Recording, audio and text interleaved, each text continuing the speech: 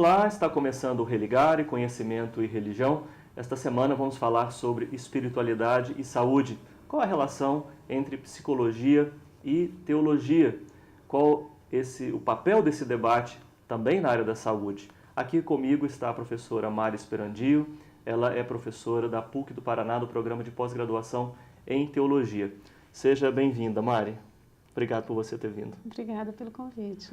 Você pode participar do Religare acompanhando a nossa página na internet. O nosso endereço é www.tvhorizonte.com.br/religare. Na nossa página você pode acessar aos vídeos dos nossos programas, também ver fotos de bastidores, ter notícias sobre o nosso programa. Nós estamos também nas redes sociais. Você pode procurar por Religare, Conhecimento e Religião nas redes sociais. Através das redes sociais, mande também a sua mensagem para a nossa equipe.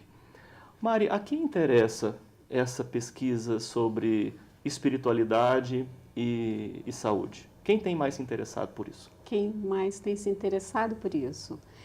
Atualmente, as pessoas que mais têm se interessado por isso, pelo menos que está aparecendo em publicações, são pessoas ligadas à área da saúde. Médicos, psiquiatras, enfermeiras, pessoas da área da bioética também. Então, as pessoas ligadas à área da saúde têm mostrado mais interesse em investigar a relação que tem a espiritualidade com a saúde, quais os efeitos da espiritualidade nos cuidados em saúde. E parece que na última década esse interesse cresceu significativamente. Muito. Para você ter uma ideia, numa pesquisa que o professor Harold Koenig, um americano psiquiatra que estuda esse tema já há muito tempo, ele fez uma pesquisa grande que resultou então em 2 volumes, um handbook de espiritualidade e saúde. Ele publicou então em 2001 o primeiro volume.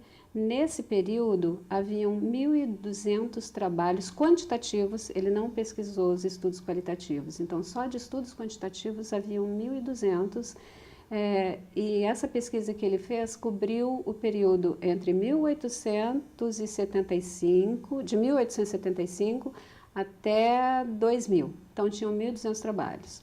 Na segunda edição desse handbook, ele colocou...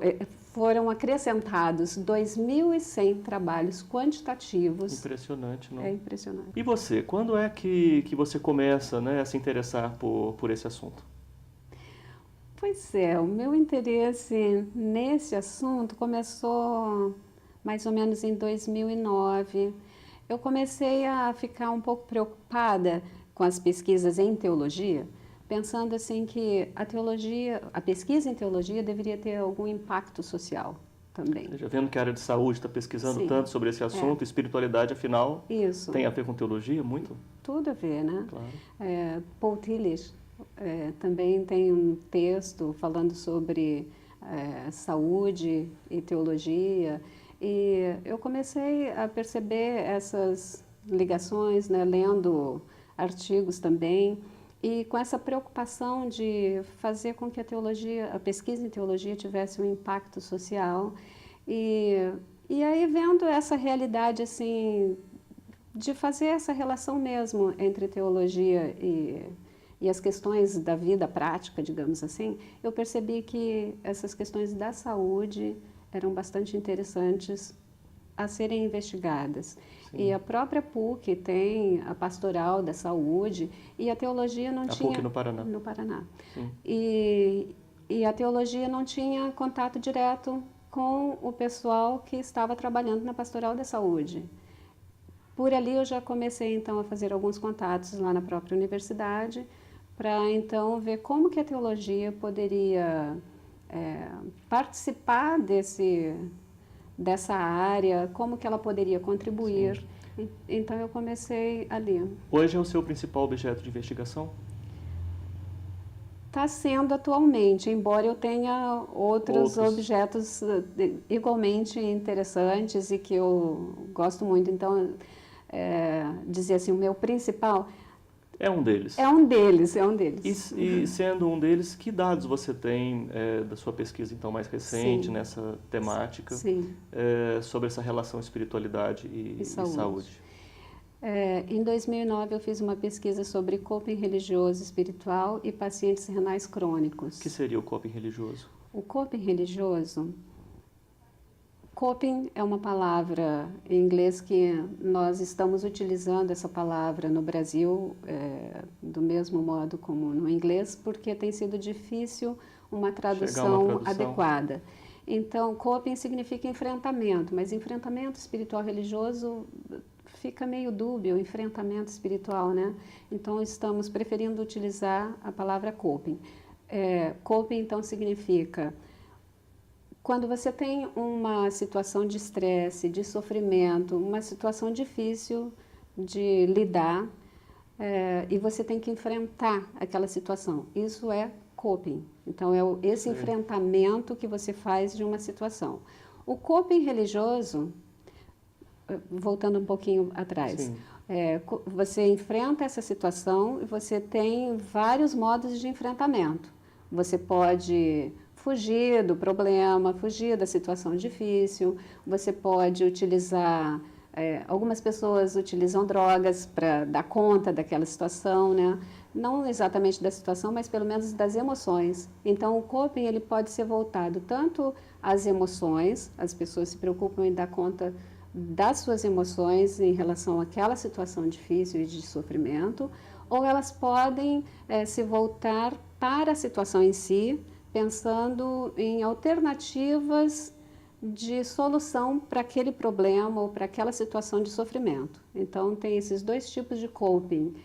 O coping que você faz voltado para as emoções ou voltado para a situação, para a solução do problema. Sim, então a sua pesquisa era sobre esse coping religioso. E aí, quando as pessoas se utilizam de estratégias religiosas para dar conta desse problema, quer seja para encontrar alguma solução, ou seja, para dar conta dessas emoções, nós chamamos isso de coping religioso, que foi criado pelo Pargament, Dr. Pargament, também americano. Então, ele cunhou essa expressão coping religioso espiritual, que então é quando você se utiliza de estratégias religiosas e espirituais para dar conta de algum problema. Sim. E que dados você tem, assim, as pessoas, elas valorizam, né, esse acesso ao religioso, esse coping religioso, nos momentos de dor, de sofrimento, de desafio, a própria morte? Olha, as pessoas às vezes não se dão conta disso, mas imediatamente numa situação de sofrimento, logo as pessoas pensam em Deus. Isso é muito comum. Ai, meu Deus. É quase que como uma oração, né? Ai, meu Deus. Ai, Deus me ajude. Deus me livre. E, inclusive, a oração é uma estratégia de coping. Quando você está com uma situação difícil, você busca a oração.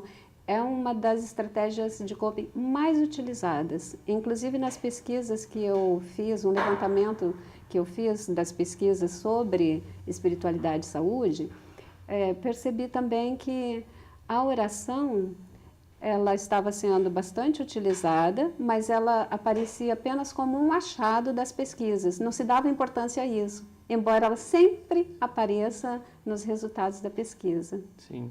A gente está falando aqui de espiritualidade e tal, nós estamos falando de comportamentos religiosos assim, explícitos, ou a espiritualidade ela ultrapassa esse limite?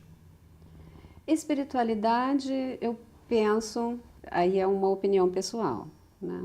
Que ela é mais ampla do que a ideia de religiosidade ou o conceito de religiosidade, né? A religiosidade, em geral, ela está ligada a algumas práticas religiosas específicas, que pode estar associada a uma forma específica de expressão religiosa. A espiritualidade, ela pode envolver também essas práticas, mas também ela diz respeito a um sentido na vida, a integração da pessoa como um ser inteiro, também a sensação, o sentimento de realização pessoal na vida.